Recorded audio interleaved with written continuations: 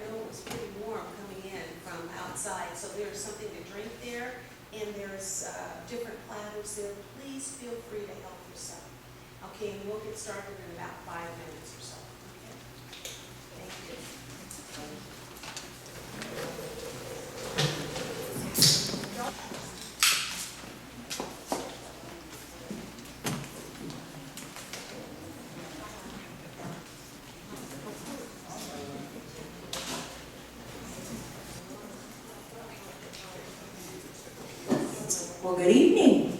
Good evening. Hi. Oh, I love your response. So glad to be here with all of you, and I'm very, very thankful that you all have joined us in this, if you have not been here before, this beautiful little Carver Center. It's absolutely gorgeous. My name is Jenny Funk, and I work for the Alzheimer's Association. I'm the Associate Director of Programs and Advocacy. And I am going to be very short and sweet because I wholeheartedly want to turn this over to a very, very important volunteer for the association. But a couple of things, I wholeheartedly want to welcome all of you.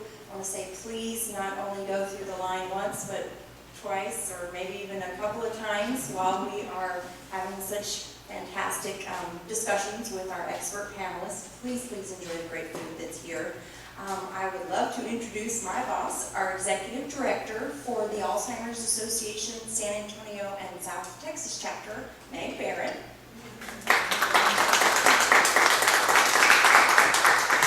I know Miss Valerie is going to recognize, but I also just want to say on behalf of the Alzheimer's Association, thank you to all of the volunteer planning committee members who work so hard on putting together events like this evening. So we're very thankful that you are here and have just done an incredible job. All of you who are volunteers, thank you so much. Really appreciate it. I would also just want to point out that there are restrooms downstairs. If you, depending upon which way you came in, stairs to the left, elevator to the right, they're both downstairs. Also, please, it would not be an Alzheimer's Association event if we didn't load you down with a little bit of paperwork. So we did bring some brochures from our office, which is out in the Medical Center on Louis Pasteur.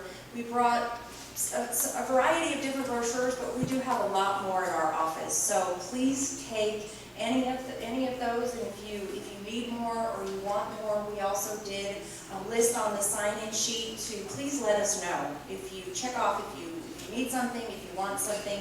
Not only are we going to have wonderful discussions and learn about so much, but we also want to make sure that when you leave, you also have our contact information and leave with lots of resources on hand for sure. I want to say thank you to all of the sponsors who have helped us this evening. There's no way that we could do events like this without their support, including the fantastic food that we have. So thank you to all of our sponsors. You all have a program this evening, and it has listed, I'm going to let Valerie introduce our panelists, but it also has listed our volunteers as well as our sponsors. So sincere thanks to all of them. And last but not least, it wouldn't be us if we also didn't ask for something. So June is Alzheimer's Brain Awareness Month, of all months. So not only does that go very well hand in hand with everything that Praise in Purple is doing in June, but we ask that on your chairs you all received looks like a pledge card and a little business-looking card. And that's a pledge. And we would ask that you not only do this yourselves, but please also take a handful and ask others that during the month of June, make a pledge to do one or all of the following. Wear purple. Thank you, thank you, thank you to all of the beautiful, beautiful purple that we see here this evening. That is the color that represents Alzheimer's disease and other related dementias. And we need to raise awareness of that. And the best way we can do it is to show off that beautiful color. So to pledge to wear purple,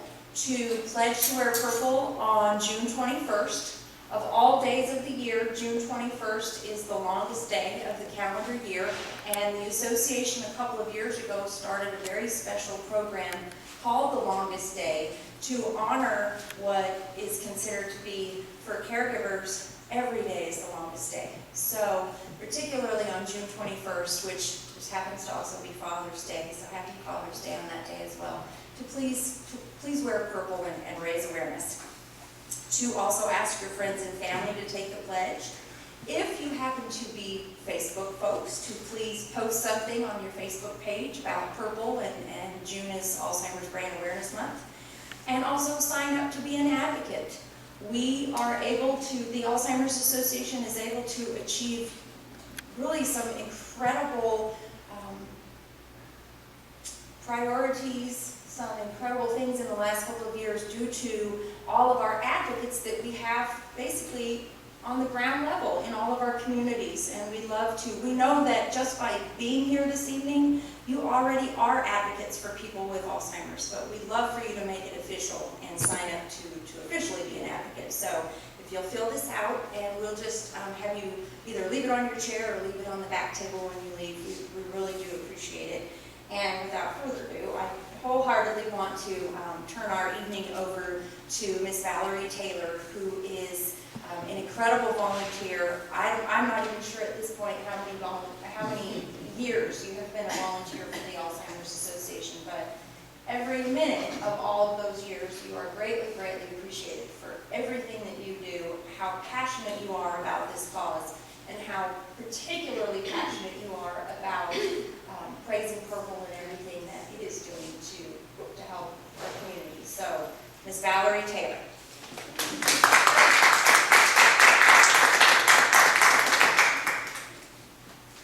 Good evening, everyone. I want to first just thank you so much for taking the time out of your day to come and be here. You could have chosen to be anywhere else, but you chose to come here and learn about more about Alzheimer's disease and the dementias, which is affecting our communities at a rapid rate.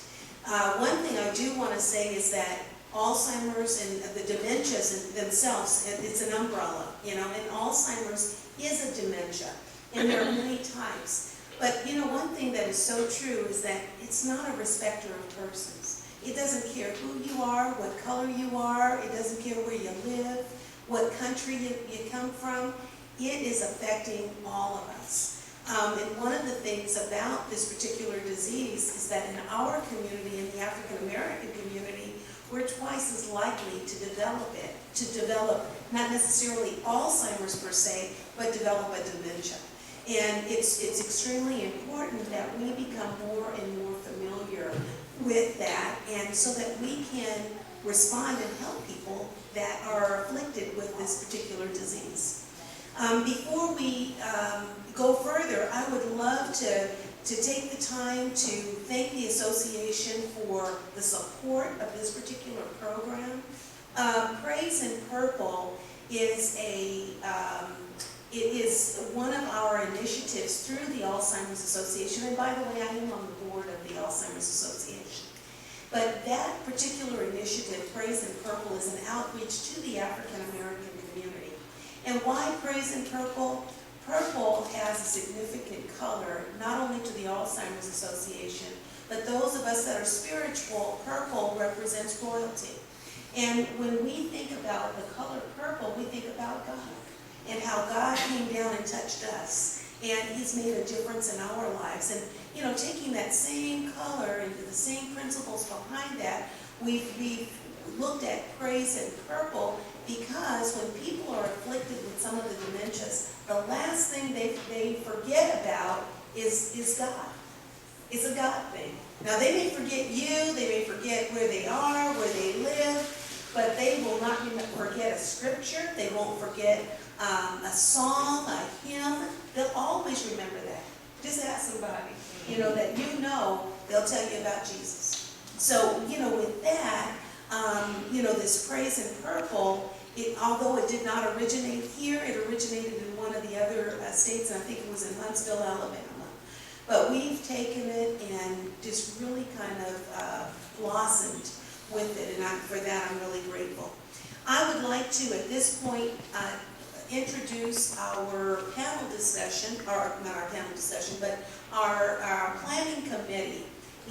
Even though I may not look like I'm a little nervous, but I am a little, just a little nervous. I'm kind of used to speaking, but I would like to first introduce my vice chair that is also one of the experts on the panel expert that is a resource person, and that is Alicia Jackson. And it's way back there. Karen Hudson, who is back in the back of the room. Karen has been with me from the very beginning and has really, between those two, it has just been, I couldn't do what I do without them. We've got some that could not be here, like Chaplain Brown, Sherlock Brown, Dr. Tracy Cawthorn. We've got Jackie Darby Dabney, and she's the one that really helped us to get this as a Juneteenth event, because it is that important. Shekinah Hammonds, who is an attorney, and she's going to introduce herself. Rhonda Harris, I thought I saw Rhonda come in.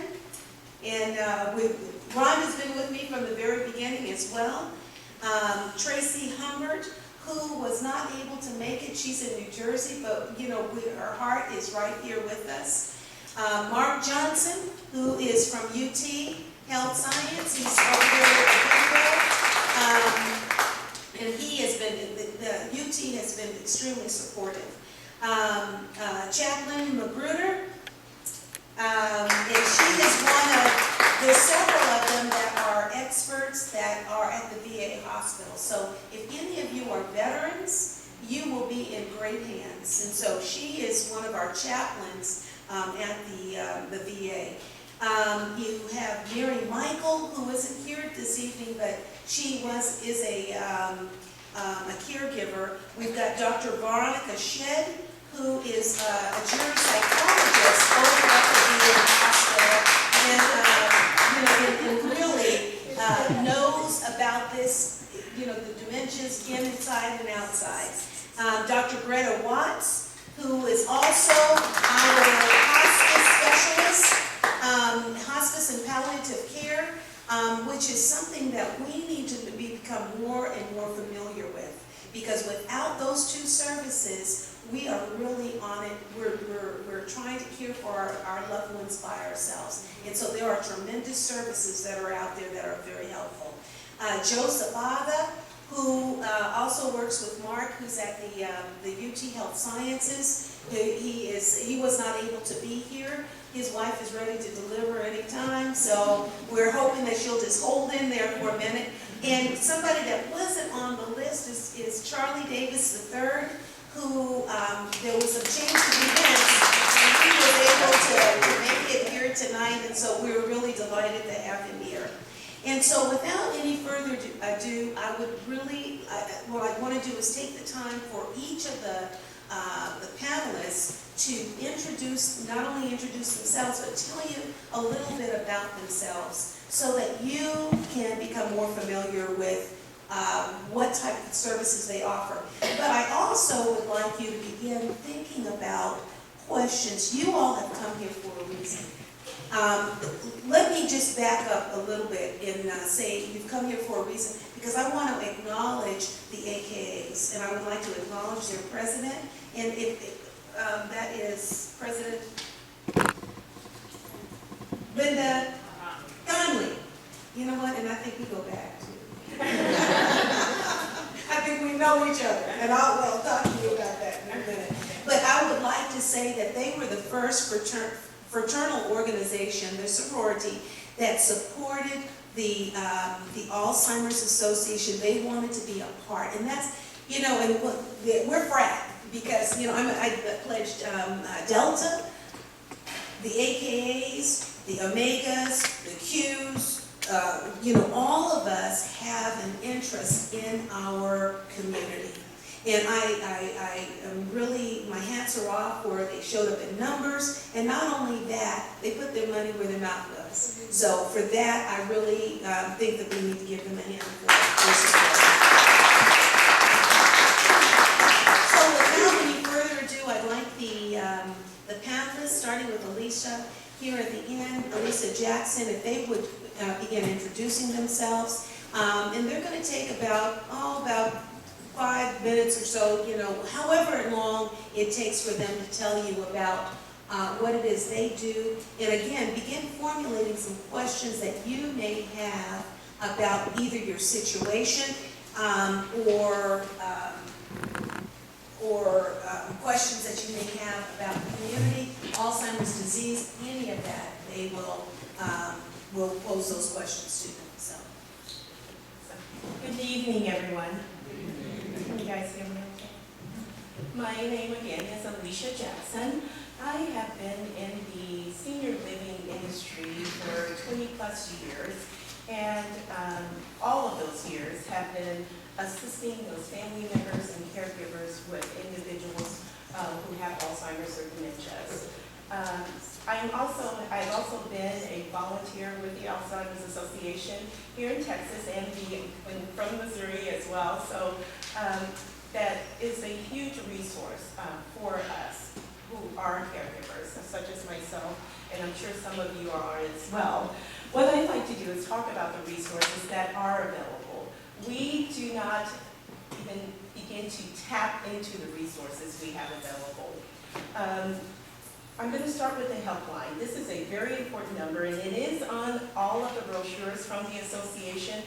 I'm going to say that number out loud, and I want you guys to really take that in, because it is an incredible number that should not be forgotten, that should be used often, because there is an incredible amount of resources available with the Alzheimer's Association. The helpline number, and there is someone there 24/7, I must mention that, 24/7. And as you know, with individuals with Alzheimer's and dementia, a few minutes can be a different day. So we want you to, not only can it be a long day, it can be a totally different day. So we want you to utilize that number. That helpline number is 1-800-272-3900. Again, it's 1-800-272-3900.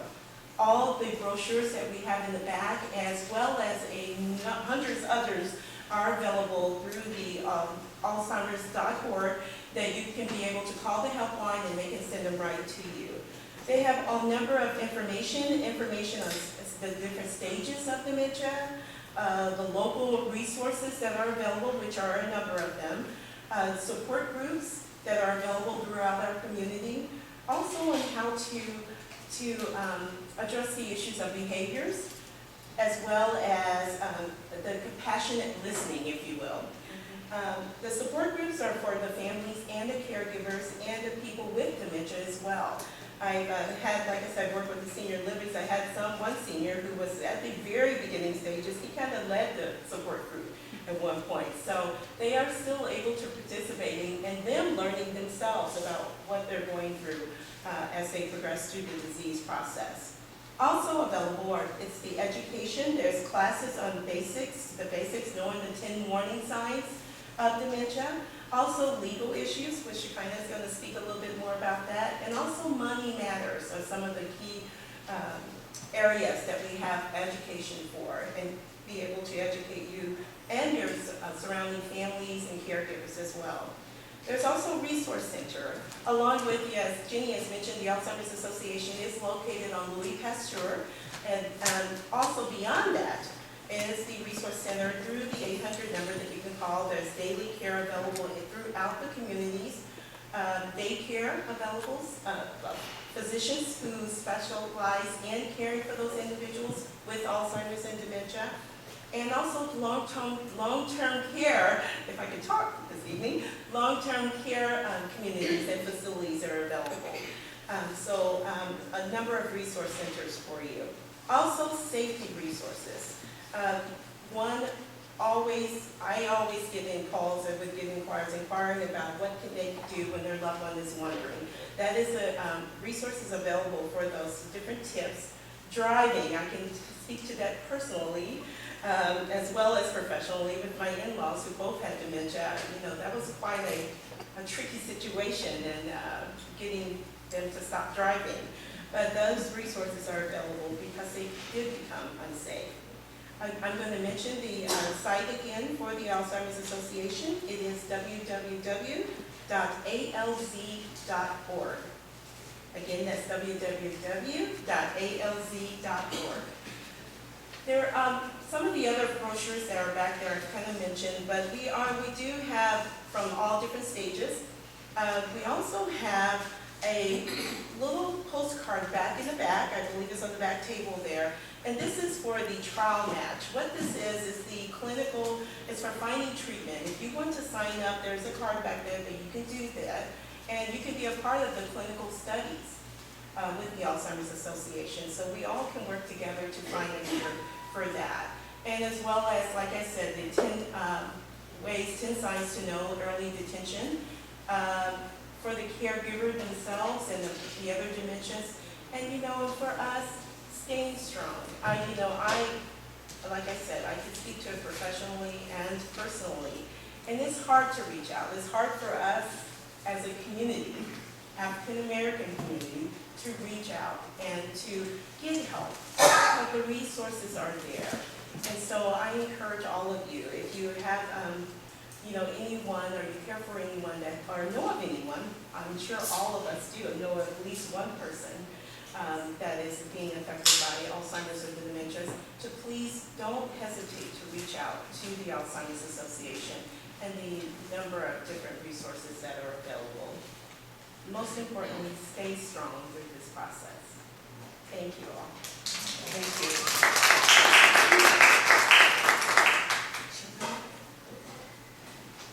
Good afternoon. My name is Shekinah Hammonds, and I'm an associate attorney in the law office of K.T. Whitehead. It is an elder law attorney's office. We handle various issues with the elderly. Before I go into that, I just want to give you two things about me. When I'm nervous, I get long-winded, so I will be long-winded today. The other thing is, my mom's a preacher, so you know what that means. It also means I'm going to be long-winded. So I'm going to close about 6 or 7 times. But I do want to just kind of introduce what we do at our office and how I've seen dementia and Alzheimer's affect all communities, particularly with the African American community as well. I was talking with some people, and they were trying to figure out, some young people, and they were trying to figure out, well, what do you really do? Like, you go to court and you're taking away, older people's rights, and I tried to explain to them, not necessarily, because the only time legal professionals are aggressively concerned with Alzheimer's and dementia is when it affects a person's ability to manage their finances or their care. So, dementia, some of the signs and symptoms is forgetfulness. So, if forgetfulness was dementia, then my 8-year-old nephew back there's got it. But it's a little more than that. It's not just forgetting, to cut the light off. When it crosses over, it crosses the line, where the line in legal terms is when you're not able to manage finances and care, and it interferes with a person taking their medication, or it interferes with driving, or it interferes with your ability to manage what you've always been able to. That's when legal professionals get involved. Part of what we preach in our office, and if you asked any other elder law attorney, we would all talk about the importance of planning, right? It's all about planning in advance. You know, I'm a planner. I like to plan stuff 20 years in advance. Sometimes that's not practical, but where we are concerned, and we're talking about Alzheimer's and dementia, planning means making those decisions, those legal decisions in writing, so that your family is aware of what your wishes are, whether that is specific documents, getting a will in place, powers of attorney, healthcare directives. Those are the legal type documents that we would encourage that everyone have, so that if you or a family member has a crisis or an emergency where you have need of a legal professional, we as the legal professionals, we don't have to guess what you want. We'll look right at the documents and be able to determine what it is your wishes are. So where I'm particularly concerned is in our community, we want to be prepared. We want to be as prepared as we can be. And that's getting our legal documents in place, letting our families know what we want. It's funny, I was doing a presentation the other week, and my brother called me afterwards, and he was, you know, what are you doing? And he was talking about, oh, you have a will, and I was going, giving my spiel about, you know, get your documents in place and get everything. And he asked me a question. He says, so, who's in your will? Excuse me, sir, that's none of your business. And so I have found in my family particularly, you know, we get a little tight-lipped when we start talking about our legal documents. And you know, it was about a year ago when my grandmother opened up to me out of the blue, and she said, China, I want to talk to you. I want to let you know, what I want, what's going to happen. And I got tightened, I didn't want to hear it. I wanted to cover my ears, but as a community, I think the more we talk about it, the more we are able to embrace the fact that aging is inevitable. And aging in families is inevitable. And I think if we plan and we do what's right in our families with planning, I think we'll be better off. I'm going to give myself the time, Mark, but I'll be back. Thank you, Shekinah.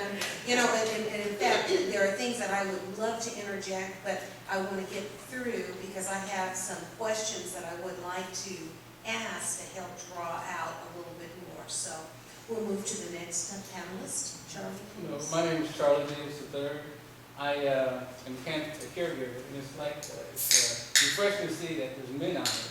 Because typically when I go to an event like this or any type of other Alzheimer's event, I'm the only guy there. So it's good that you guys are actually out here. I am a marketer for South Texas Alternative Choice. What we do is help place older adults into not only nursing homes, but into residential care homes. So it may be a better fit for that Alzheimer's type person. My father, who recently passed in August, had memory loss, some type of dementia, Alzheimer's most likely. And so my experience with him led me to this position here, which is a good thing. Sad thing that he passed, of course, but it's a good thing that I can hear passing on my stories and my experiences. So, that's it. Thank you. Dr. Schiff? Hi, I am Dr. Veronica Shetz. I am a clinical geropsychologist, and what that means is that I am a psychologist who was trained clinically, but also my area of expertise as far as research and the population that I primarily work with happens to be geriatric and late life. So with that, a large focus of the research that I've done is actually has been on dementia and chronic illness. And some of that also in dealing with the differences, so the health differences that we see in minority populations. What is very, the reason that I'm here and the reason that this is very near and dear to me is not only because of working at end of life, but also understanding the should not have these great differences in the care that is received and the love and the rate of diagnosis between Caucasians and minority population. And the African American community is affected at a much, much higher rate. And not only affected, but actually receiving care and treatments at a much later stage than any other population or group, which means that we're missing out on resources, which means we're missing out on having a greater quality of life. And so that, all of those things together are very important to get that message out there. Also, in my clinical work, I actually work with people who have Alzheimer's and other dementias. And within that, the transition process, understanding the various cognitive difficulties that people have. So again, we're very familiar with the idea of memory loss, but we don't always hear the idea that people may have perceptual changes, that people may have differences in their reaction time that are not usual, that people have visual spatial deficits, which come up huge when you're talking about driving. So they often get lost, not necessarily because they just forgot where they're going, but also because they couldn't actually perceive the place where they were going in the same way that they have in the past. So really understanding all of the different things that come with dementia diagnosis is very important, and how that greatly affects how we all interact with people who are then diagnosed with dementia. And so we help people to deal with that. I also work in end-of-life care funds, which I know that Dr. Watts is going to speak about that.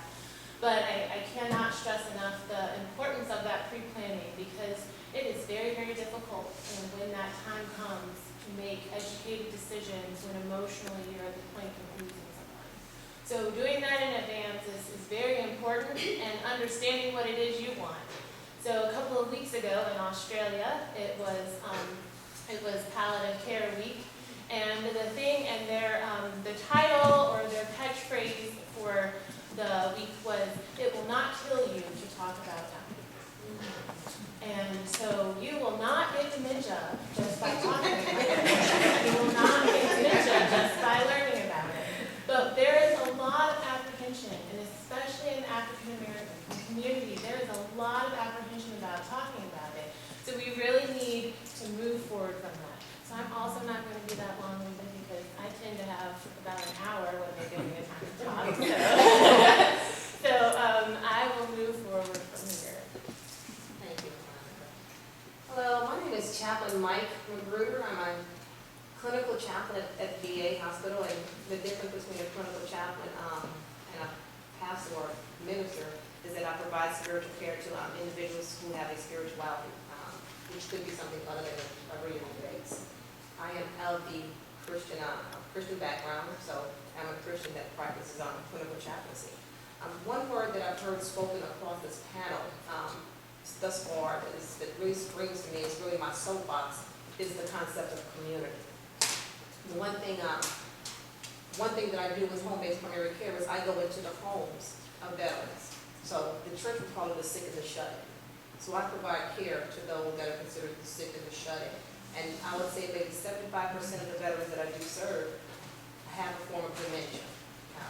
And one of the hardest things that I see within the communities, and I'd say about half of those are African American, and it's the sense of isolation that they suffer and that they deal with. One of the hardest things that I see is, I had a veteran that asked me a question. She said, "What's going to happen to my faith as I continue to forget?" And one thing that we don't realize sometimes, that we provide much care financially, we provide much care socially, and we make sure that we have good homes, and thank God for what Val and her husband does. But the one thing that lacks oftentimes that I do see is that spiritual aspect that's provided for. Since we're holistic, we're spirit, soul, and body, for those who understand the concept, the spirit is a strong aspect of the person. The spirit is that one aspect of the person that does not forget. The mind may forget, but the spirit never forgets. So when the female asked me the question, what's going to happen as I forget, will I lose my faith? I told her, I said, your spirit will never forget. The one thing that I like to think is that as people begin to forget, we as a community, we act as their external GPS, as their internal maps begin to change. So what I do, I'm not going to be long-winded either, I'm going to pass on to Greta. but I like to consider myself an external GPS. I bring hope. One thing that is so awesome, not only for the person, but for the caregivers as well, is that sense of that loss of hope. So as a community person, as a person that believes in community, and as I stand on a soapbox and speak about community, my biggest push is that we provide for the spirituality, spiritual care, the God in the person that we'll never forget. Thank you. Thank you. Dr. Watts? Great. Good afternoon. I'm Dr. Greta Watts. I am a formerly practicing OBGYN physician who's currently making the transition to hospice and palliative medicine. I'm currently enrolled as one of the fellows at the UT Health Science Center and South Texas Medical VA, actually coming up on the completion of my fellowship. I've been asked to speak to you this evening about hospice and palliative medicine. And to be honest with you, those terms were somewhat foreign to me until a few years ago. I kind of understood what the aspect of hospice was, but what was palliative medicine? That was new. That was a lot to taste in your mouth at one time. That was kind of confusing. And so what I want to share with you at this time is just to give us some definitions that we can work from in terms of moving forward, make sure we're all understanding and on the same page. Palliative actually comes from the Latin word paleos, which means to cover. Still, that didn't make a whole lot of sense to me. What are they covering? Well, I tend to think of palliative medicine as that type of medicine, that department or discipline of medicine that covers the gaps in between. We all see doctors throughout our life. We take our friends and our family to the doctors with the anticipation, the expectation that there will be some sort of treatment offered, some sort of cure. But what happens when that falls short? What happens when it gets to the point where there is nothing else that the doctors can offer in terms of treatment, if we know that there are cases or situations where there is no cure? Dementias, as many of the panelists have already said, is a global term. It is an all-encompassing term that includes the various types of dementia, including Alzheimer's and some of the others. But dementia is kind of a universal term that we use, and we tend to use those two words back and forth, but the bottom line is that the dementias, we don't really have a cure for them. And so when we get to that point in our clinical health or the clinical health of our loved ones, what's left? Well, palliative medicine is one of those disciplines that can help with that. And I know a lot of us are not aware of it. I was not aware of it until a few years ago. But we work along with the primary care doctors and some of the specialists, if your loved ones or you might have other healthcare problems, to kind of fill in those gaps. We help with symptoms, relief of symptoms. We help with improving quality of life. We also help with optimizing the healthcare situation as much as possible. We don't take away from what your primary care doctor has to offer. We don't take away from the medical management, but we try to help you navigate through the system. And our goal is primarily to optimize quality of life. And I do want to interject in there something that became a little clear to me over the last year, is that palliative care is one of the most interdisciplinary types of medicine that there is. It's not just that you see the doctor.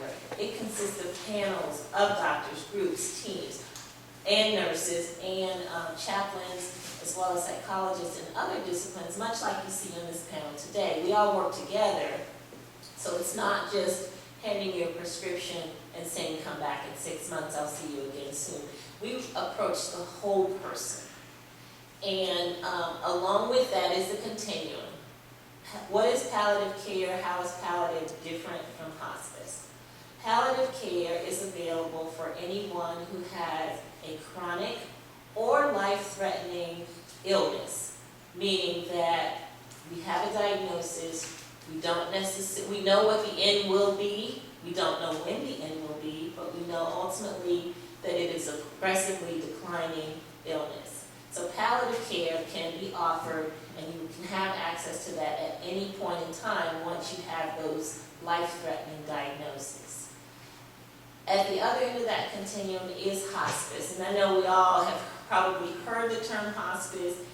There are a lot of myths and misconceptions about hospice, and we can talk about that a little bit more. But hospice is essentially an extension of palliative care. It is a philosophy of how we deliver care. And it's not just medical management. It's not just at the time of death or at the time of dying.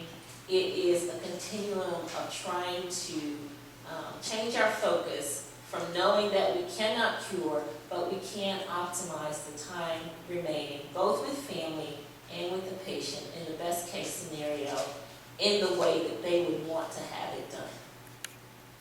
Thank you. Thank you very much.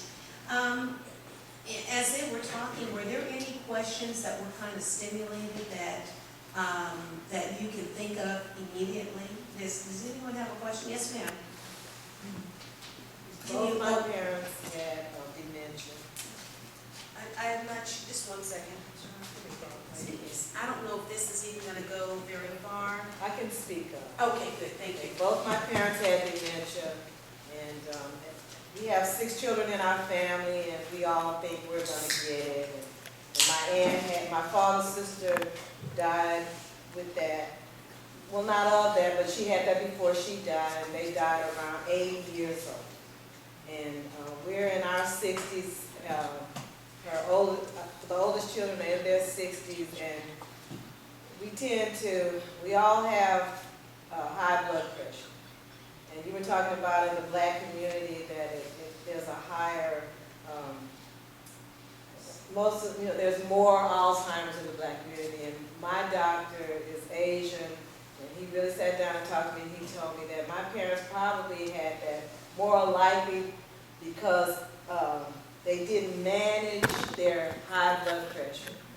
And I know that they didn't eat well, and they smoked for 50 years or more. And but here we are, and what I noticed, we all have the fear of it, but we tend to, at this stage, we're telling the same stories over and over again. We're joking about having Alzheimer's, but how can we tell if we are more prone to get it because of either our health or our caregivers?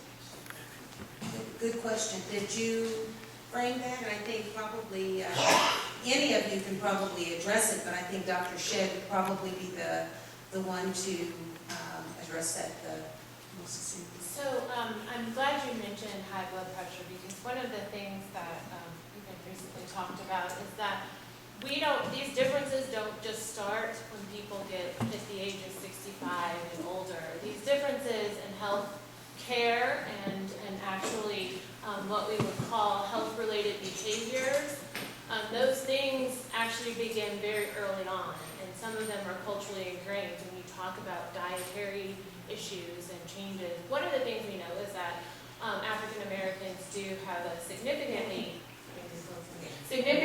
higher rate of hypertension. And that manage of high blood pressure, lots of people now are managing that medication, managing it with medication. What we do know is that exercise and diet actually have just as huge an effect as medication does, but when you go to your physician, they hand you another pill. So I know many people, by the time they reach 80, are on about 3 medications just for their high blood pressure. That's problematic in and of itself, as I say, whatever you put in does something to change what's going on with you. So that's one thing. The other thing is that when we talk about Alzheimer's disease, we are talking about a specific pathology with Alzheimer's disease. But the other thing that happens in the African American community is that we have a much higher rate of vascular dementia. And when I say vascular dementia, I am talking about dementia related to the changes of the vasculature, so your blood vessels, which is what hypertension is related to. So we also heard people having strokes. So people can have strokes, and people can have mini strokes, and the multitude of changes that can happen in somebody's brain because of those vascular changes can lead to a form of dementia. So they will start to have many of the same types of cognitive issues that you may even see in Alzheimer's disease, but they'll start to have some of those issues as well as some functional changes. And so a lot of times that's what we see is kind of the cumulative effects of things. And so a lot of times when we're talking about African American elders, we also talk about the fact that many of them have a mixed type of dementia. So maybe they have Alzheimer's as well as have some vascular changes. So whenever you have a number of vascular risk factors, so high blood pressure, history of stroke or CVA, or if you have also any type of heart disease, those types of things as well as diabetes all come together to significantly increase your risk for having a dementia, and that dementia can actually be related to the vascular changes that you see. So the number one thing I would say, if you're, it's one, we all worry, we can worry about our health, but proactively what we need to do, we need to actually change our diet.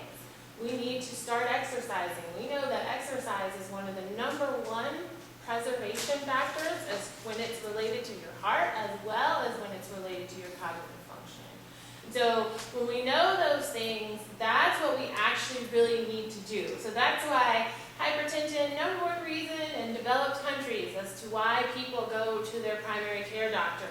But guess what? They're giving them medication and they're not really telling you that what you really need to do is you need to change your diet and you need to exercise. Thank you. I think this gentleman here had a question. Yes. First of all, great information. I'm here, my brother in Ohio has just been diagnosed with dementia. And one of the questions that I have two questions. The first one is, you spoke about dementia and that there are many types of dementia. If someone could please explain what those different types of dementia are. The second question is, what does Alzheimer, what other functions of the body does it affect, and what does it affect as it progresses to get worse as it, affects that individual? Great question, because they're both very much interrelated. I'm not sure if Dr. Shedd, this is kind of a Dr. Shedd, Dr. Watts question. I know Dr. Shedd is very, very much on top of those things. So I'll talk about the kind of, as Valerie mentioned earlier, the umbrella term of dementia.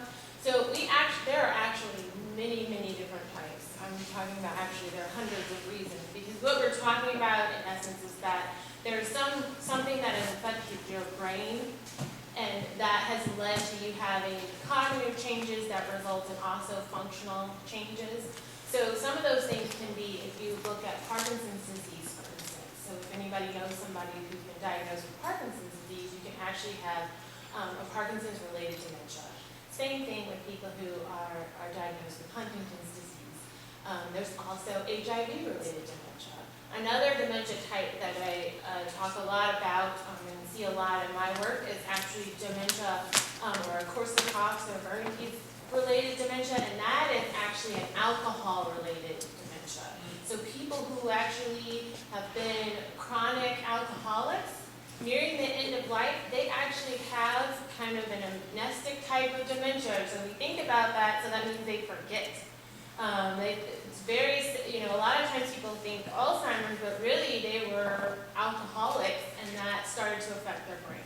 So again, there are a number of different types of dementias that you can see related to a number of different health problems. So that kind of gives you an example of just the breadth of that. There are also some things that can be reversible, that have reversible causes of issues with your brain, but I won't get into all of those because we just don't have time, but just to really know that there could be a number of different reasons. And so that's why it's very important to get the appropriate diagnosis, and to, when things start to change, to make sure that you go in, see your physician, if they refer you to a neurologist, if they refer you for cognitive evaluation.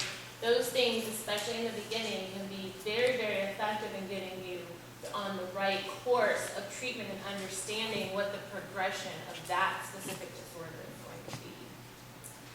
I'd like to also interject in there, one of the things that you've used this term a couple of times, and I love terms because those are things that you need to be familiar with. You mentioned cognitive. Yes. Can you please define cognitive? Yes, so cognitive, that is your brain's functioning. So when we think of our brain it does many, many different things for us.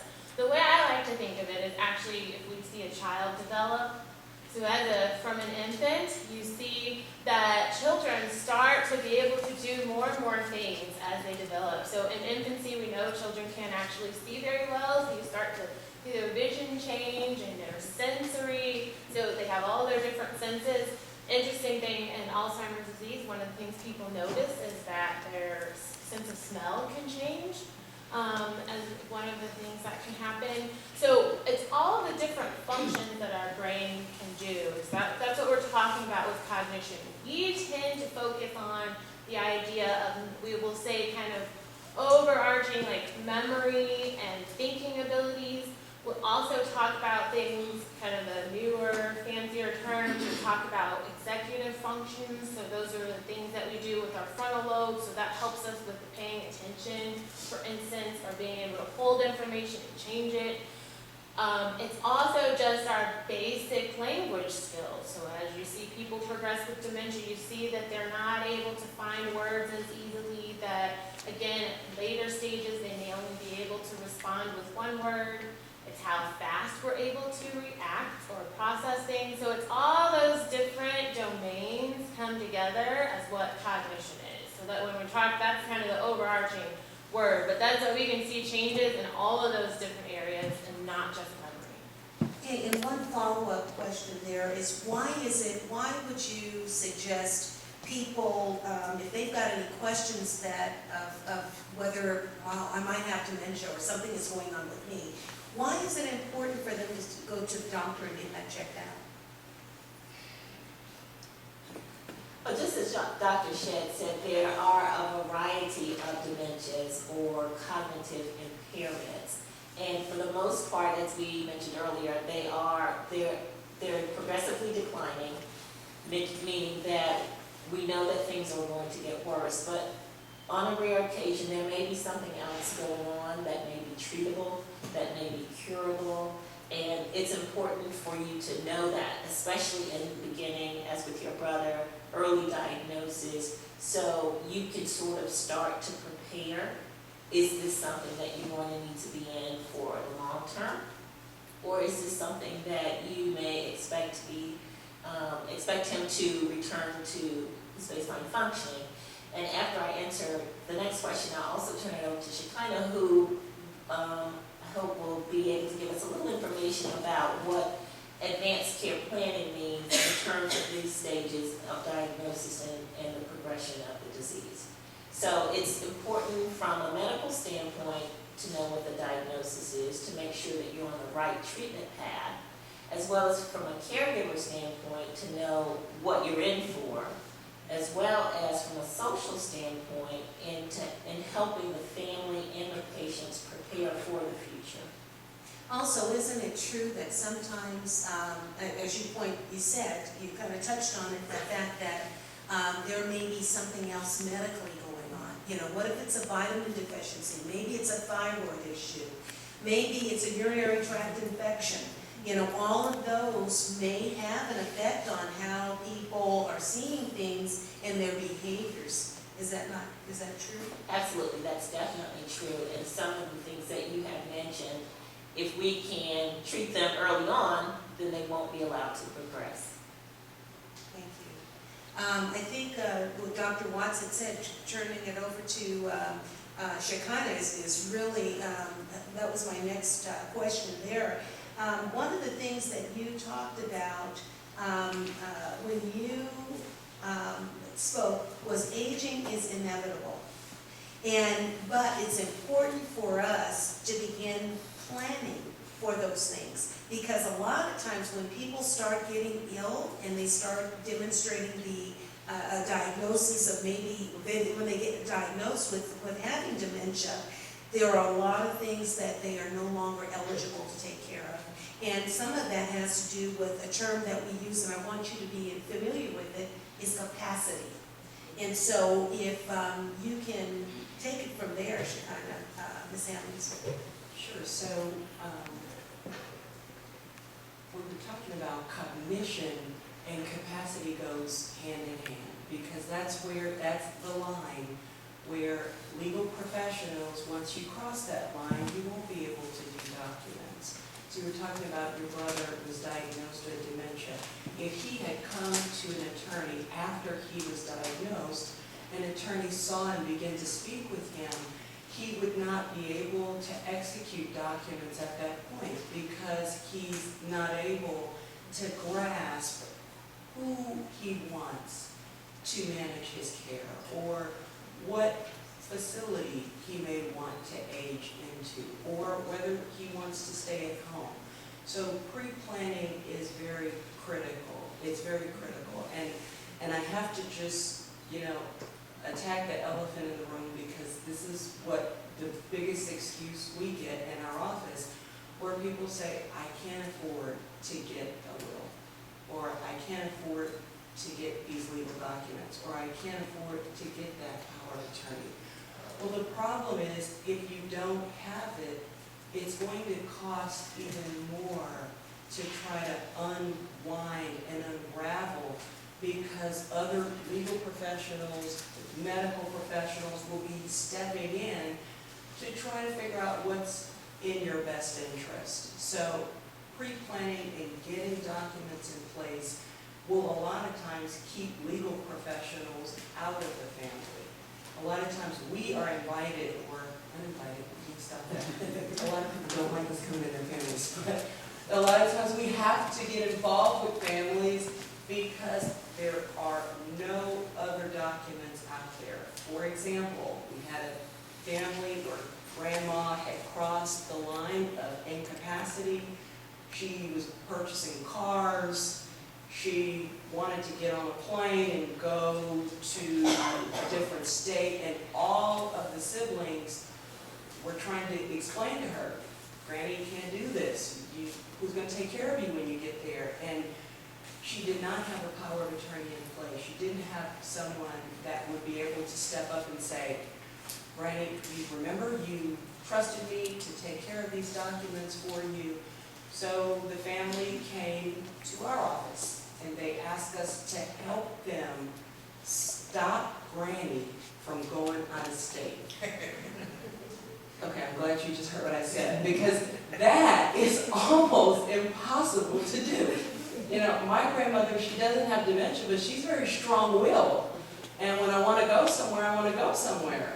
So when we have to step in, I want to say it's very intrusive, and it's an aggressive type of approach to keep someone safe, because without documents stating what you want, or without appointing someone that you trust, it can be very difficult to handle aging, cognition issues. When you get your doctors are coming in, giving you advice, it can be very difficult if you don't have someone else there that you were appointed to assist you.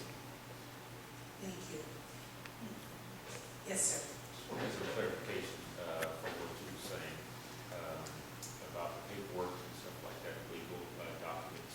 So just use his brother as an example. If he was diagnosed with dementia and he just received that, but yet now he wants to get his affairs in order, are you saying that he cannot go and actively do those legal documents by himself because of the diagnosis, even though he's still in the right frame of mind, just maybe have an onset or it's coming? Is that what you're saying?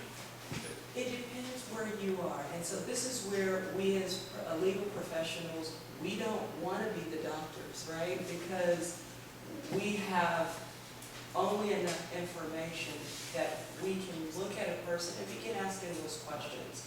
Sometimes we have a family that comes in and they want to completely remove everyone out of their will. And we have to ask questions,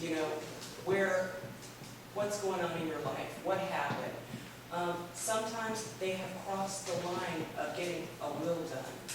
However, they are very adamant and they want someone to be appointed as their power of attorney.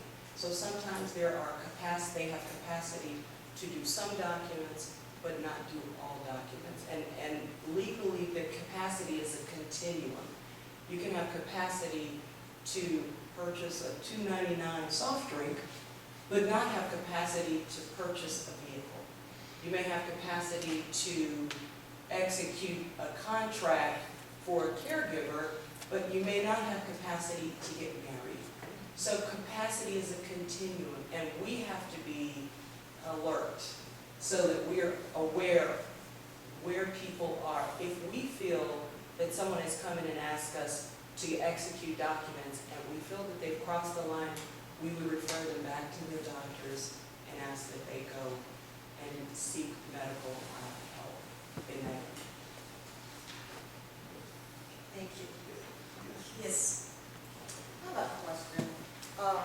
If I'm diagnosed with my primary care physician that I have, or I found out I have Alzheimer's disease, what other line or what other doctor or physician should I go see to actually confirm this? My second question is also, you mentioned hospice. And hospice used to be, as far as we know, was just for cancer. So, enlighten us on, is it also, will dementia be covered under that, or can we use that with a person with dementia? And then, I'd like to know, when we talk about Alzheimer's and Parkinson's disease, can you just broaden that for us a little bit and just tell us what cognitive function happens in Alzheimer's disease versus what cognitive functions happen in Parkinson's disease? So there's 3 questions. Okay, very good. Well, to start, generally, the diagnosis or the clues are first seen with the primary care provider, and that's because that's generally who is following the patient, hopefully has taken care of the patient over some period of time. But if there are concerns either from the patient or the family member, then that can be further referred on to specialists for further evaluation. That may be a neurologist or a neuropsychologist, and there is extensive testing, although there is not a definite one specific test that will tell you this is this dementia and this is what caused it. We kind of look at a global clinical picture of what the patient looks like, what the patient is able to do, what the family members can tell us about the changes that have occurred. And we kind of put that all together. There are a few tests that may give us some more information, but there's not one set diagnostic test. But I would recommend that if you do have concerns, because we do tend to lump everything together and give it one pill and say it's dementia or it's Alzheimer's when it's not necessarily the case. But if you get that new diagnosis and you're still not sure, then I would recommend asking for a referral from your primary care provider for a specialist who can do further testing. Your second question was, remind me? Hospice? Hospice. Okay, and then I also wanted to go back a little bit to Sergeant Inchard asked earlier about his brother and this new diagnosis. What do we expect? What is the trajectory? What does the dementia journey look like? And as physicians and providers, we tend to like to put labels on things.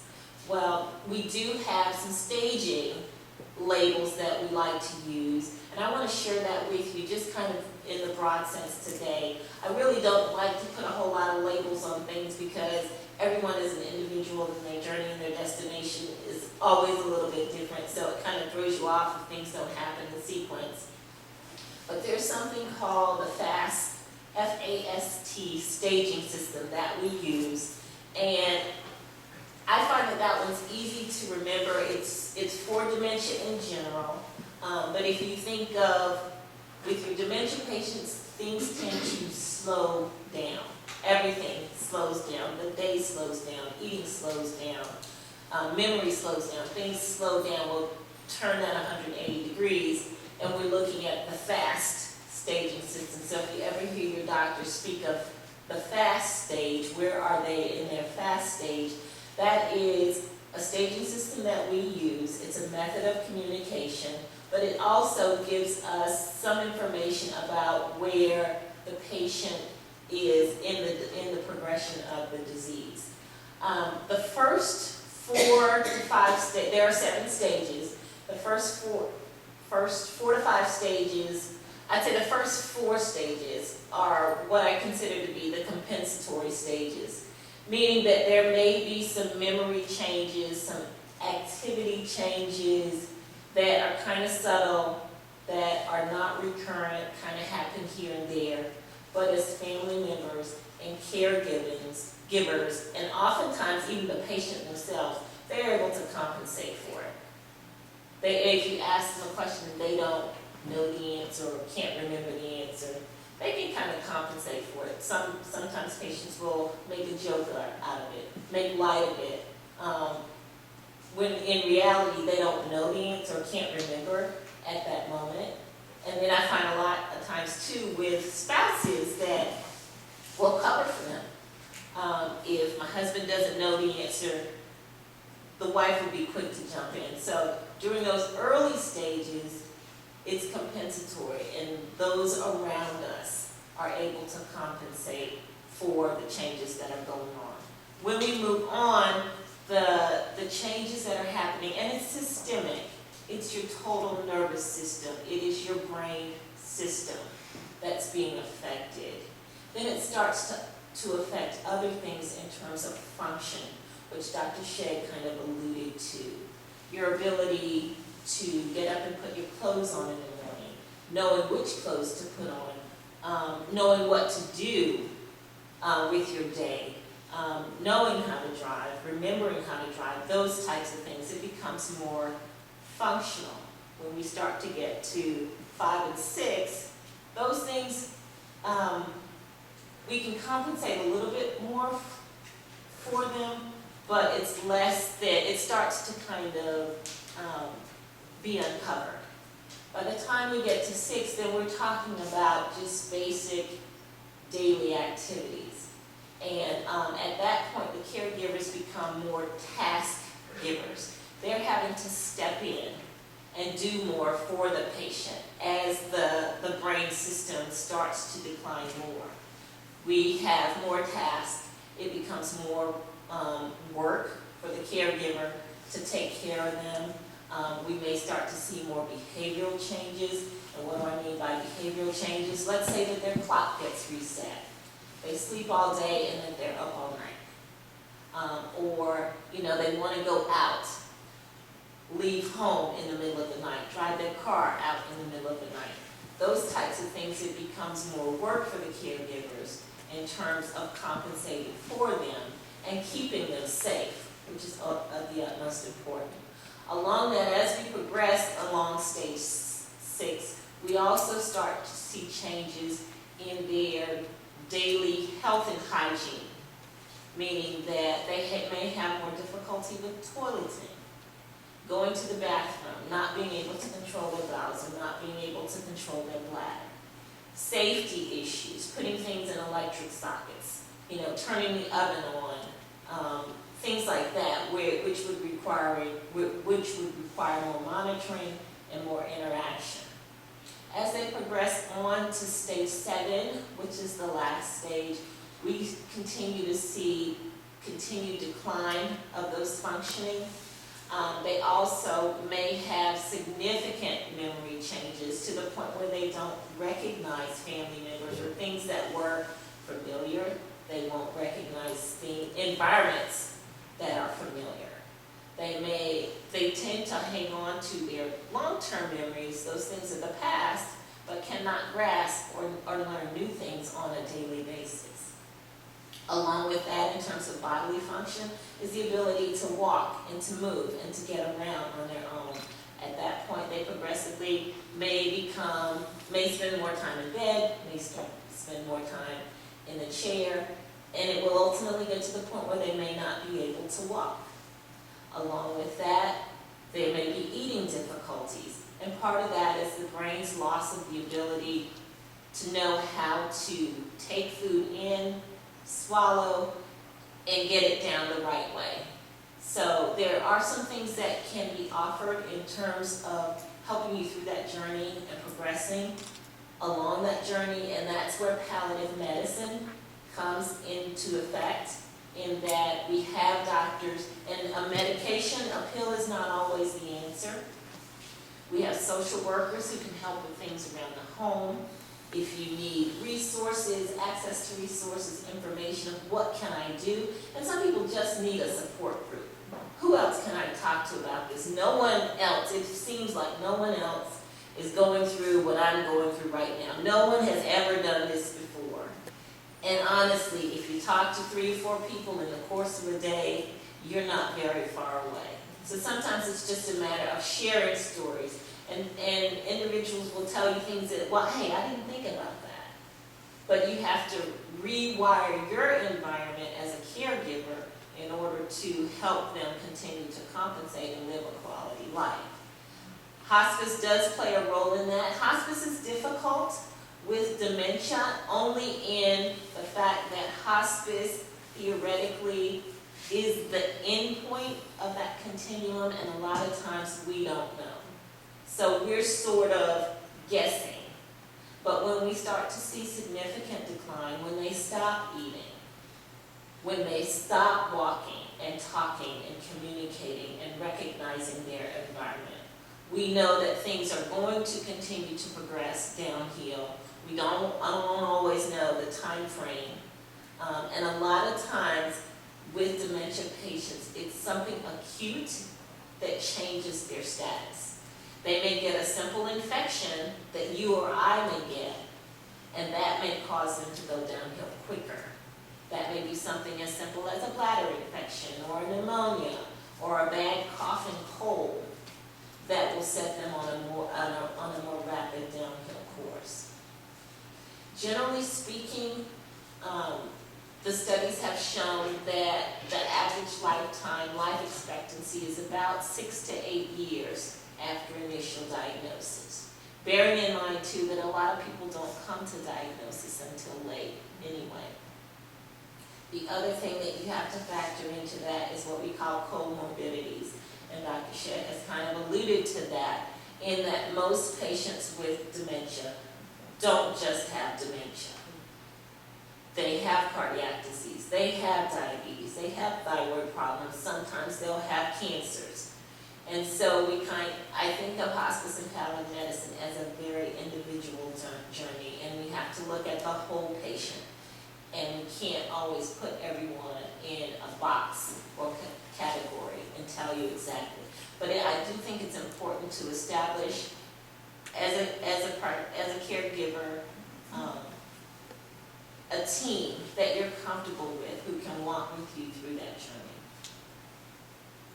Thank you, Britta. I would like to turn to Charlie because he had that experience as a caregiver and as a primary caregiver. There are probably a few of you out here that have had some experience or living it right now. And so what could you, because she pointed out several things that happen. You know, a lot of it is labor intensive and keeping people safe and anyway, can you address that? Yeah, just a little background. My father was about 6'4", over 20 pounds, about 240 or whatever it was, and he dwindled down. But what I want to say is that you, as a caregiver, are pretty much the conduit for the doctors, because they won't know anything unless you, the same person, gives them the correct information. Things like, when was the last time how much did he urinate, or how many bowel movements did he have, what type of food did he eat, what was his readings for his diabetes, things of that nature. So those things, it really helps the doctor really give a clear picture of what might be going on. They know all the medical stuff for good, but as far as your individual person, they don't know that individual person, how they act. So you are really the main deal, to get the correct information to let your loved one live longer or have a better quality of life. You hear things like ADLs. ADLs are activities of daily living. So that's one of the acronyms you'll hear a lot of. Your basic bathing, your brushing your teeth, putting your pants, and everything like that. And as a caregiver, it was strenuous, not hard, but just tedious, strenuous, those type of, like a bad cut in your finger, that type of thing. You have to do it. It's not hard to do. It's just getting them to help you along. And since I knew my father for 49 years, it gave me pleasure in doing those things. So if you're a caregiver and you're not related to the person, I'm sure it might be a little bit more difficult for you. But for me, I was happy to be there. If I couldn't do anything else for them, because I don't have any money to give them, so I couldn't do that. So the next best thing is helping them out, put his clothes on. So, one thing they talked about driving, and he loved his Lincoln Continental. That was his baby. He loved to drive. He came from New Jersey here to be, not just with me, but his wife, his son down here. It's a long story. But anyway, they came down here, and he was driving at the time. But being that we had early diagnosis and kind of knew which stages he may be going to or what he was in, we knew that he wasn't able to drive anymore. As far as cooking, he was a cook. He loved to cook. He did it, he cooked all the time for me when I was young. But those days were over as well, Let alone someone put too much sugar in your eggs and too much salt in your coffee, you had to burn the house down, So those type of things that we got to know early so that we could make sure he's safe. And so, Yeah, one of the things Charlie had mentioned, he said that sometimes it's easier that you know them to take care of them, and that would be something I don't know if I would agree with wholeheartedly, because sometimes if it's your mother or your father, if they know you or if they do remember you, they don't want you to change their garments or their diapers or give them bathings, those types of things. They really do not want that type of intimacy with you as a relative. And so sometimes it is easier, and Alicia can probably attest to that, having someone else come in. My personal humble opinion is the best place for people to be is at home, if you can keep them at home. Keep them there for as long as you can. And sometimes you may be bringing in an agency to come in and help and all, but if you can keep them at home, and that's why it's so important, Charlie didn't mention this, that the caregiver is taken care of. As a caregiver, you have to take care of yourself, or else you get burnt out, and then you may not be so kind sometimes. You might say words that are kind of ugly, and you start developing some resentments. And you know what? It is what it is, and that is the truth. And so it's so important that you take time out for you. If you are a caregiver, a primary caregiver, have someone else come in and help you. And not only with Alicia can attest to that, Chaplain Mike can also too. How is that spiritual relationship when you have this community coming in, and you really, in the past, it's been something that's been embarrassing. We don't want to tell anybody that my mother or my dad has Alzheimer's disease, or they've got a dementia. You know what? You need all the help you can get. You really do. And let us help. Let us help you. So, I kind of threw that out there, and Chaplain Mike or Alicia, please. Can I share mine? Sure. One thing, in the homes that I do go to, one of the things I see quite often is with the caregivers is they have a deep sense of regret or guilt, because they feel bad about feeling bad. And the one thing I always try to share with them is that it's okay. It's okay to be exhausted, because exhaustion is a part of it. As long as you can say that you're exhausted, and then you can find community resource, you can find family, you can find someone. But the biggest thing that I see often is that there's a deep sense of regret, that they feel bad about feeling bad. I have one female veteran, she becomes so angry quite often, and she argues with her father, or she'll fuss at him is what she'll do. And then after that, she feels so bad and she holds herself in contempt. But the one thing I often try to share with her and many of the others that I visit is that this is something that's heavy. This is something, one veteran said, I didn't expect my life to turn out this way. These were our golden years. We were supposed to do this. We were supposed to travel the world. But there's a true fact is that we always have a plan A, but our plan A is not actually the plan often, because reality sets in. And someone mentioned the truth is that the body ages. As the body ages, things happen that we don't expect will happen. So as a caregiver, the one thing I do ask is that you allow yourself to be a part of the community. And that's sometimes the hardest thing to do because of the embarrassment, because you don't want anyone in your business. But the truth is that community cannot be done in isolation. Community cannot be done in isolation. I share that quite often. It takes more than one person to be a part of a community. And we always say that it takes a village to raise a child. Well, truly, it takes a community to live, period. Alicia, did you know? If I may speak to some of the things that we've discussed here this evening, one being is early detention. You know, you said your brother was diagnosed early. There were signs with my mother-in-law. Again, my mother-in-law and father-in-law. One was Alzheimer's, one was vascular dementia. And there were early signs. There were signs that were there. But were not necessarily ignored, but were acknowledged, if you will, because we are embarrassed, because our lives. My mother-in-law was still working. She was working in the premier community as a medication aide. We had to coordinate her retirement. She was going to nursing school at that time. You know how difficult that must have been for my father-in-law, who was the caregiver, who was not diagnosed at that time, but she got diagnosed around 61 with Alzheimer's. And here she's responsible for passing medications in one of the premier communities in Tulsa, Oklahoma. And so how we started noticing, I actually noticed signs of her changing 8 years before she was diagnosed. So a lot of times, by the time we get to the physicians or get to those doctors' offices, there usually were signs there. That's why it's important that I'm going to mention this brochure again, knowing those signs. There were subtle changes. I noticed when she'd come and visit us, and we lived in another state, that she would start, just kind of moving stuff around in the kitchen, in my kitchen. I'm like, gosh, she's starting to do that a lot when she comes. Or, I started to notice that her gait was different, the way she was walking. She started shuffling a little bit early on. So those are things that were early, there were signs there. Also, it's being okay to ask for assistance, or to go to a support group, and to learn and to educate yourselves.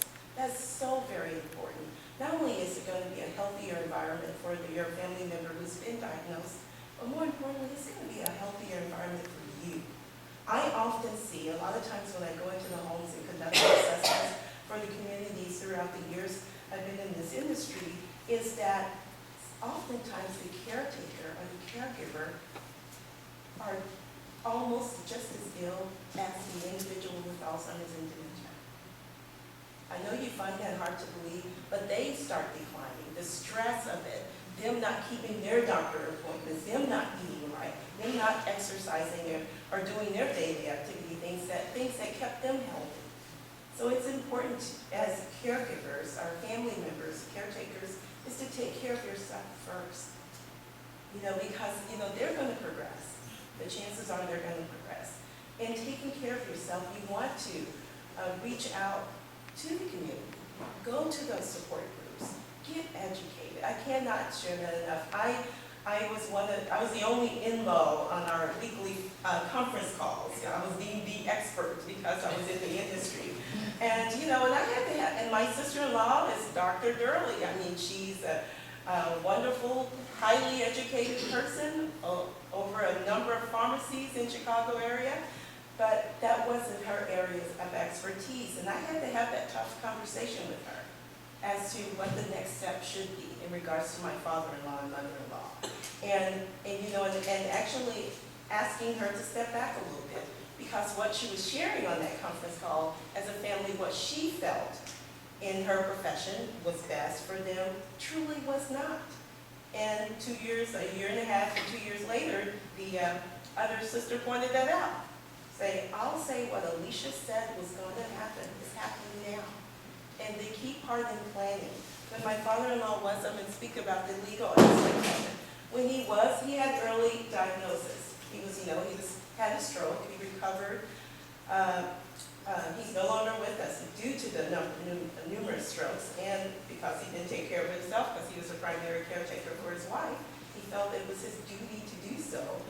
But one of the things that we did do, when we started doing the visits and helping out, and we enlisted help of other agencies and brought them into the home and all of that, is that when we would pair up, as there's 5 other siblings, and we would pair up and make visits to Oklahoma because he was refusing to leave the state. All the siblings lived out of state. I'll just kind of speed this up a little bit, but we'd go in, and the guest room, what used to be my husband's bedroom, was from the floor to the ceiling is with as seen on TV items. Everything you could think of was in that room, and I'm not exaggerating. I could hardly open the door. I'm like, OMG. We could go shopping in there.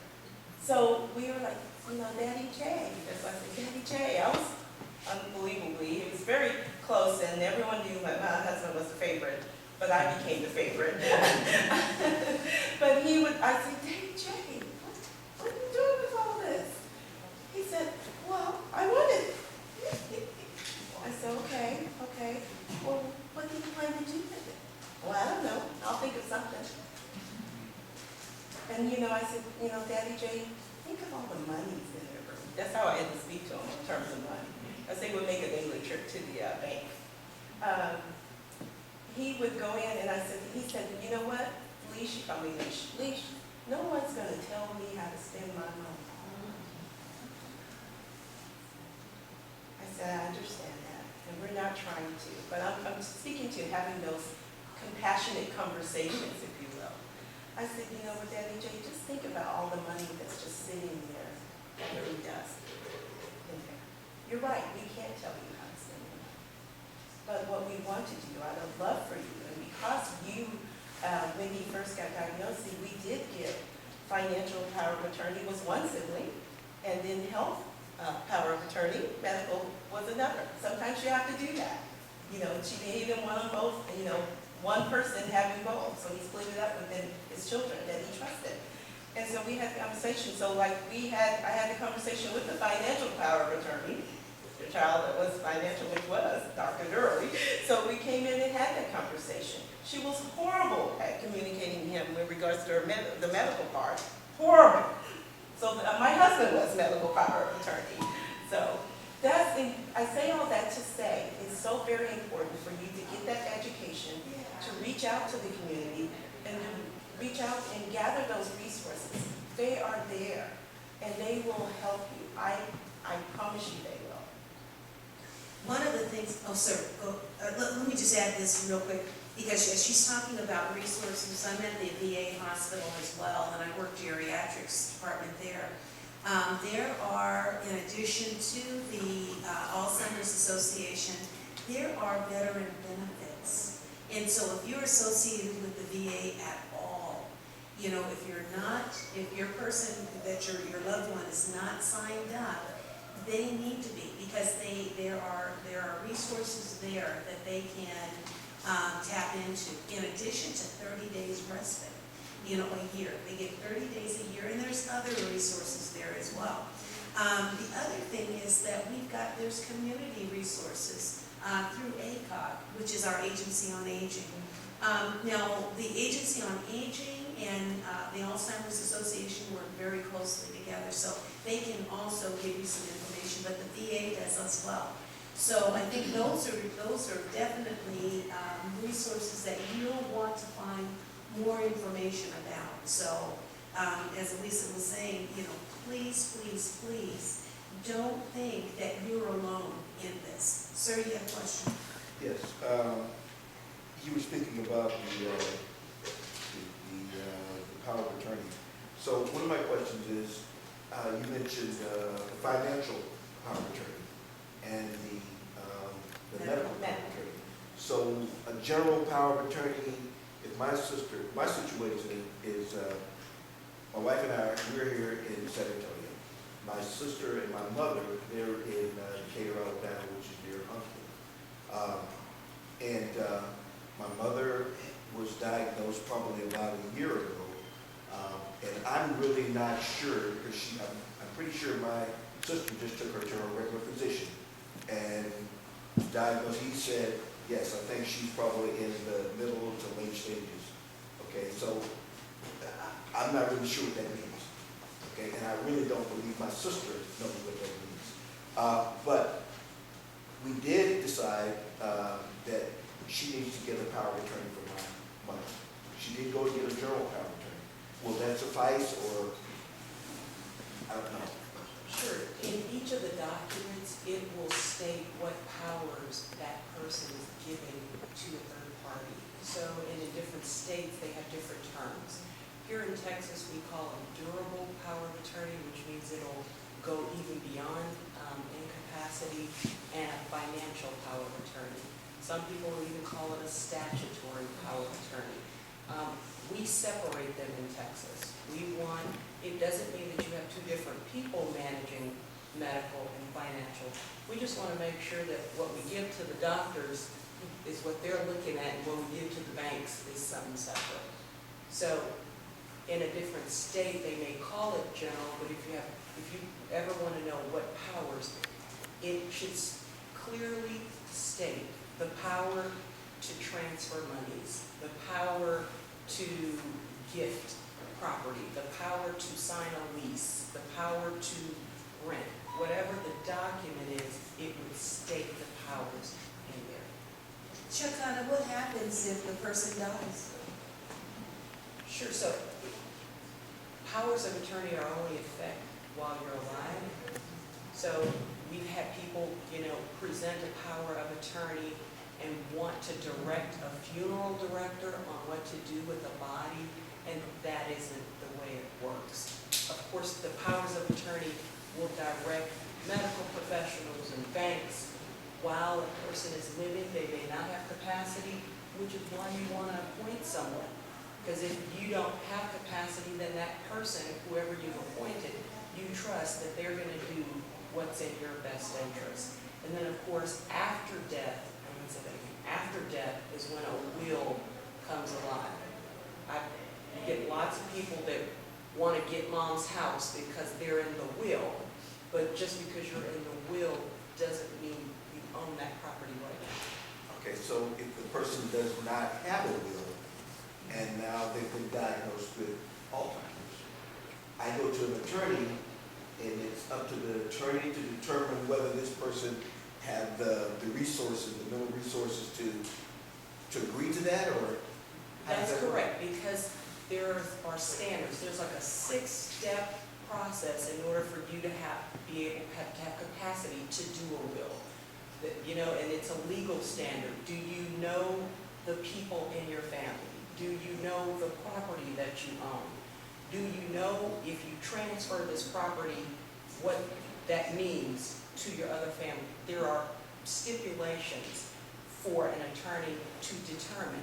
And that puts a lot of pressure on us. And certainly we don't want to end up in litigation if we've allowed you to do a will and you don't have capacity to do so. And legally, if a person doesn't fulfill those 6 steps, they don't have capacity, and that's right, they cannot do a will. What that means is there are statutes that state if a person dies without a will, their property will go to certain people, to their children, spouse, parents, and so on. So if you don't have a will, the state will distribute your property according to those statutes. Doesn't mean the state takes your property, but the state will direct where your property will go. And is that different for every state? It is different in every state. Texas, we have there's pretty much a consensus between states, but yes, if a person passes away in New Jersey, certainly New Jersey has their steps on who gets the property if there's no will. Okay, and Dr. Watt mentioned, she kind of briefly went over the stages, who do I go and see, or who do I tell my sister, or if I'm there, we take my mother to get a firm diagnosis, you know, at what stage she's in? Who do we see? Which type of medical specialist do we go with? Again, as I mentioned, you usually start with your primary provider, which it sounds like at least you've kind of gotten a ballpark diagnosis. They are not necessarily giving you anything specific. You ask for a referral, and that would be either a neurologist or a neuropsychologist, neuropsychiatrist, who would do further testing. And some of that testing can become pretty extensive, but they put all of that together, the information from the testing as well as the information that they get from family in terms, and the patient in terms of what they're able to do cognitively and help you towards coming up with a diagnosis. And bearing in mind, it's not always 100% accurate, but that would give you better information. So either neurologist or neuropsychologist. Yeah, I would just say, I think that that's appropriate. Usually, what would happen is that they would take them through a battery of tests, and that result, and that testing could take from a couple of hours to all day, depending on what your mother would actually be able to perform, and then they would determine from there kind of what types of deficits she had, and probably give you a much better picture of where they think she is right now. Interestingly enough, the further along someone is, the less testing it takes to really determine what's going on, because they're not able to complete more. I did want to touch on something though. We hear this, I really appreciate Lisa telling her stories and her experience, because one of the reasons that we're here today is that we really want you to be able to know the signs and to get assistance much earlier. When we talk about people coming in later for diagnosis, that's when we run into the problems of not being able to do advanced care planning, because we do not have the ability to do that at that point in time. So that's expressly why that is so important. But the other thing is, what are you advanced care planning for? And that's another really important aspect, because a lot of people think of a will, but they don't think of the medical aspects that come up later in the course. So what you're going to see, what types of problems you're going to have. And so within that, so one of the things that I'm going to talk about really quickly is that we really want you to understand that the sign is just not forgetfulness. The sign is having that room full of things. All of a sudden, it's having that room full of purchases. And that's a loss of judgment. That is somebody who did not do this. That is very uncharacteristic behavior of that person. And it's really hard, because a lot of people nowadays are caregivers or family members who live out of state. But even if you live 30 minutes away and your parents were very good at managing their household, then all of a sudden you go over there and all of a sudden the house is infested with roaches. What happened? What's going on here? It's a personal care issue. They aren't putting things away properly. They aren't cleaning up after themselves properly. There are other issues that become apparent. So sometimes they become skeptical of their families. So when you forget what happened, or that you spent that $1,500 on something in TV and then all of a sudden you're missing that from your bank account, they become skeptical and paranoid of some of the things that their family members do.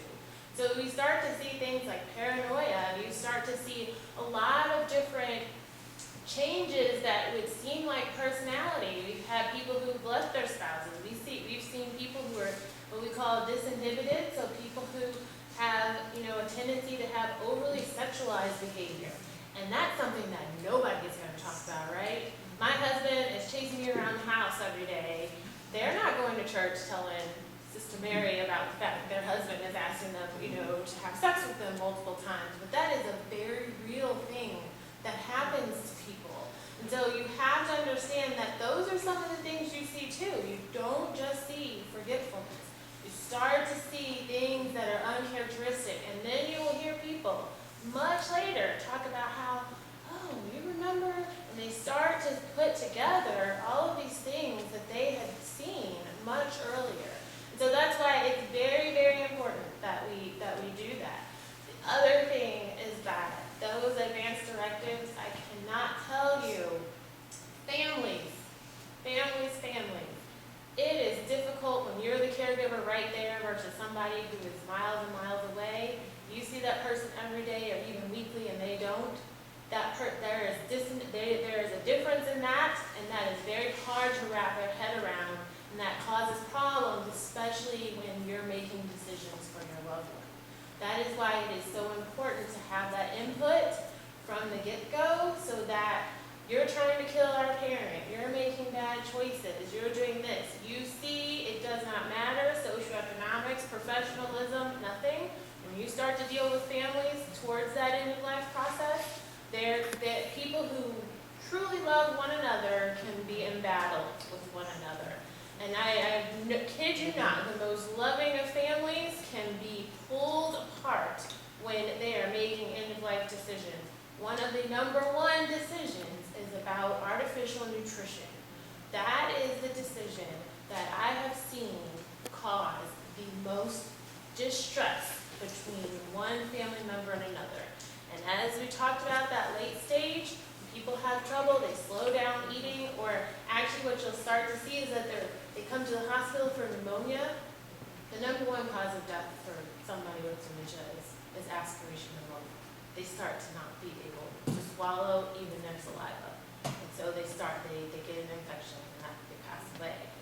The thing is though, is that families, when they stop eating, their families want to feed them. And when you, as a person who's been there and educated on Alzheimer's disease, decide not to move forward and get that peg tube and feed them, and you call your sister comes in, and she's like, what are you doing? You are starving my mother to death. And that is a very hard thing for somebody to get their head wrapped around at that late of a stage. So again, with that advanced care planning, knowing what you are planning for is very, very important. We've got the lady in the back had a question, and we have one last question after that. Yes, ma'am. Yes. Okay, I wanted to tell this gentleman, before my question, I wanted to tell him that my sister took my mother from the general, from the family doctor to a geriatric specialist who ordered all of those tests that you're talking about. And then before that, we did the same with my father.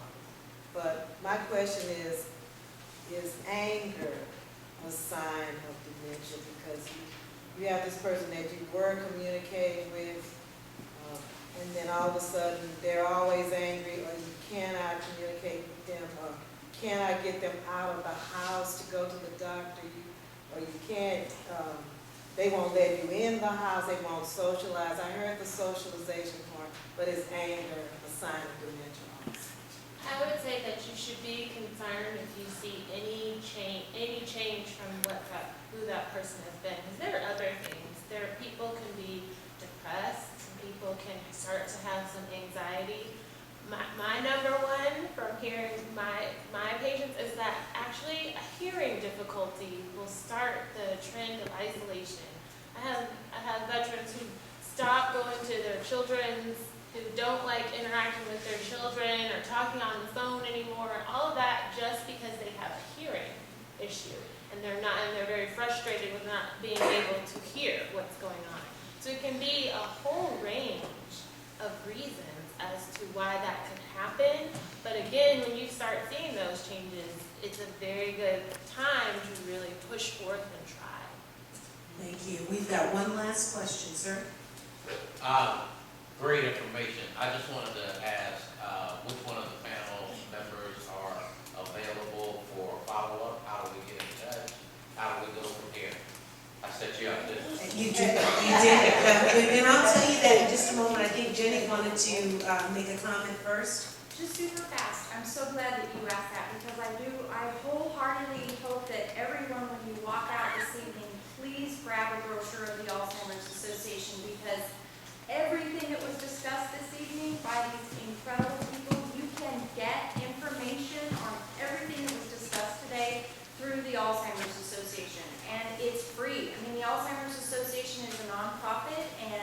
That 800 number, right now, our office over on Louis Pasteur, it's closed, it's a Saturday. But right now, you could call the association and speak with a person who will give you information about hospice and legal and what are the local physicians in your area. I also just want to point out that it's a national organization, so that 800 number applies if you have a sister in Seattle who is struggling with issues.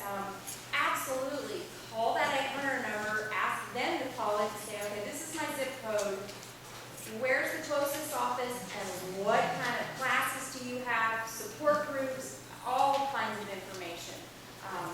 Please call the association, because that we wholeheartedly want you to get linked with, and I'm sure also you guys hopefully have cards or things like that, but wholeheartedly we would really want you to not leave here feeling like you are without a way to get information on all of these things.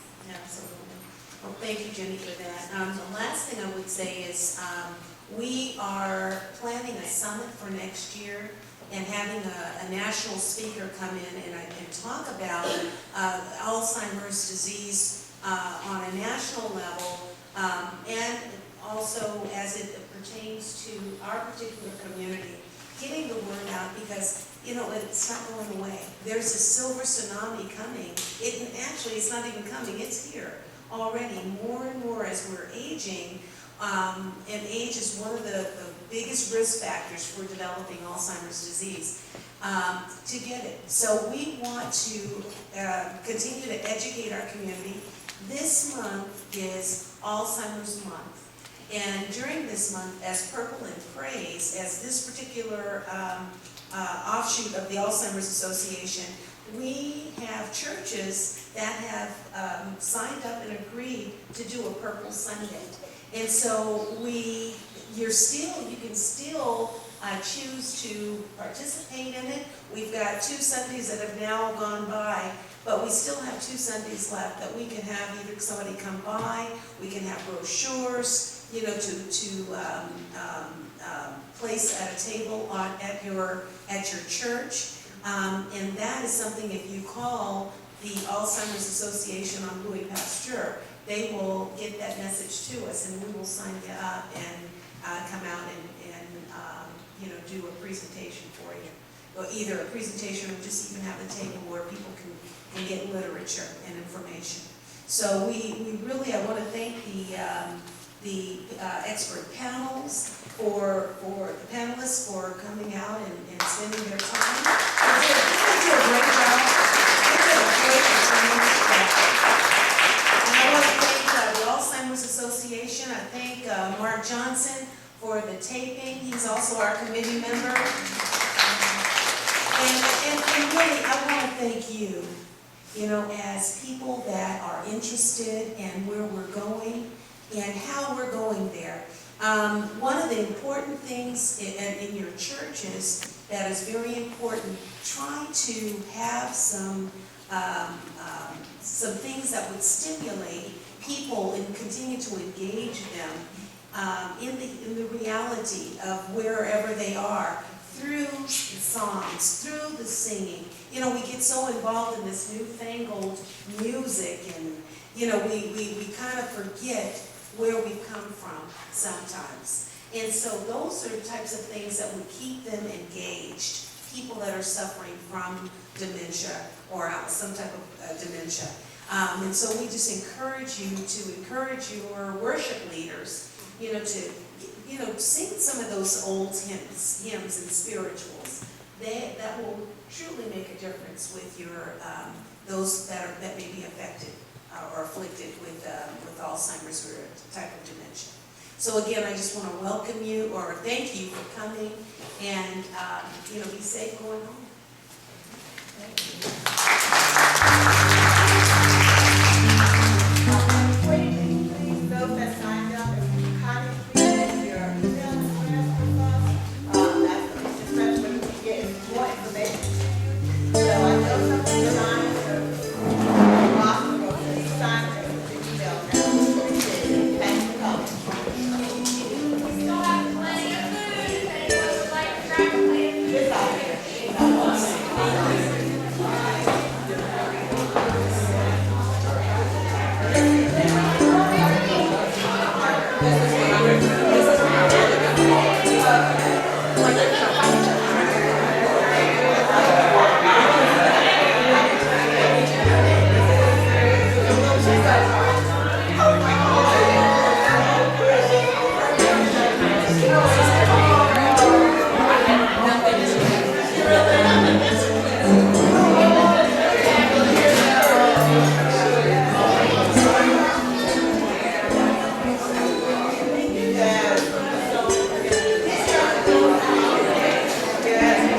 right.